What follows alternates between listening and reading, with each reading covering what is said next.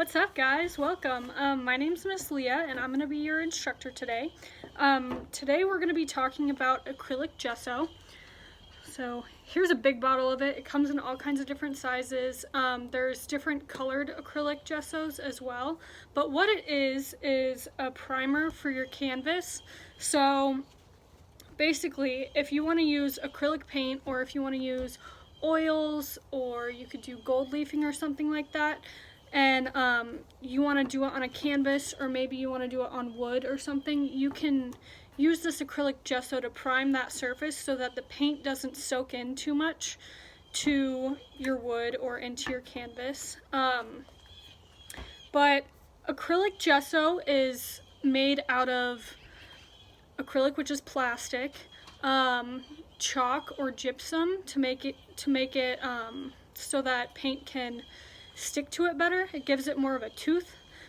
And then it also has ammonia and formaldehyde in it, which is important to keep in mind because you don't want to get it in your eyes. You don't want to ingest it because that's toxic.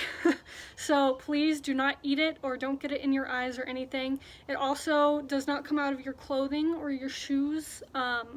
So if you want to keep your clothes or your shoes really pristine and nice, then please wear an apron.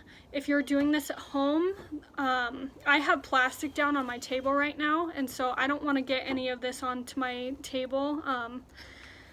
You probably don't want to get in trouble by anyone that's living with you, so we should probably put some plastic down, put a tablecloth down, put something down to make sure that you don't get this anywhere. So that's the first rule of thumb.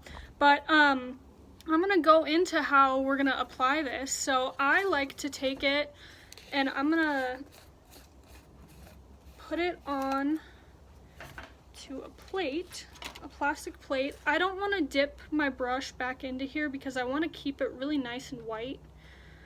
So it's always good to have like a towel or something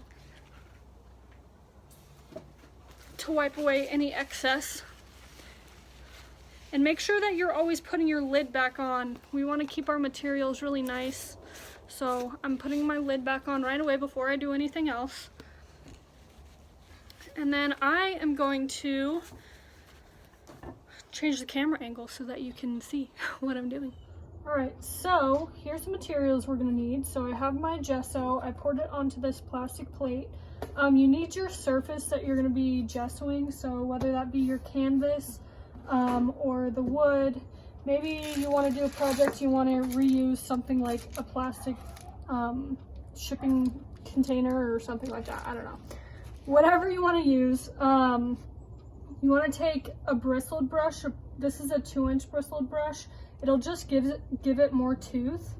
So I'm going to dip my brush into here. And you just need a thin layer. Gesso can be kind of tedious because you need to do multiple layers of it and let it dry. So I'm going to start by doing it horizontally, a thin layer, and then I'll go back and do vertical strokes. I painted all of this horizontally. I'm going to wait for it to dry for a little bit, probably around 5 to 10 minutes it'll take to dry. A way to speed it up is to use a hair dryer, and that'll help to dry it off as well. But while that is drying, I want to show you another trick that you can use. If you have a painting that you don't like or you want to paint over and you need a canvas and you don't have one, you can use gesso to paint right over top of it, and it's going to be the same concept of doing multiple layers, first horizontally and then vertically, or vice versa. But on this one, it might take quite a few layers. It's totally up to you. But you can also thin out gesso by adding water to it. I wouldn't add it to the main container. I would add it onto your plate. So, okay, so now that this wood is dry, I'm gonna go ahead and take my brush out of the water. I put it in the water because I want to keep my brush really nice, so that I can keep using it over and over again. If you leave it out, it's gonna get dried and you're gonna ruin your brush. which is not ideal. So I'm gonna take my brush, dip it into the paint or into the gesso again, and just go vertically up and down the opposite way of the strokes that I had before. Again, that's so that you can get the nice tooth for the paint to stick to. You don't just have to use gesso as a primer, you can also use it to add texture to your artwork. So if you want to take a knife or something like this scraper I found at Hobby Lobby, you can kind of scoop it and put it on a canvas. You could create some weird textures with that. Thing that is important is to clean your materials after you're done using them. So rinse your brush out really good, make sure that you get, make sure the lids are on here, and just clean up your area, and then you are good to go.